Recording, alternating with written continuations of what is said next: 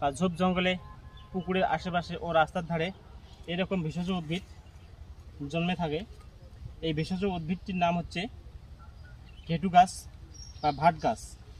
এই ভাট গাছের কচি পাতা রস করে চুলে লাগালে চুল থেকে উকুন নাশ হতে সাহায্য করে এবং এই ঘেটু গাছের কচি পাতা রস করে 5 থেকে 7 দিন সকাল ও রাত্রে 2 টাইম সেবন করলে আমাদের অন্ত্র থেকে কৃমি নাশ হতে সাহায্য করে।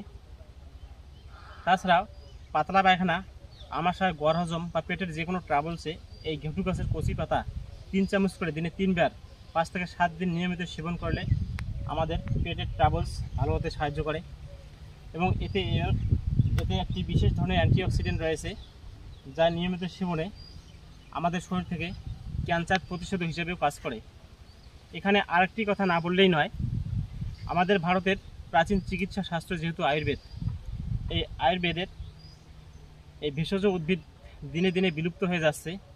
তাই আমাদের সবাইরে এই ভেষজ উদ্ভিদকে রক্ষা করার দায়িত্ব আমার, আপনার এবং সবাইরে, যার উদ্দেশ্যে আমার এই ভিডিওতে আজকে এখানে আসা।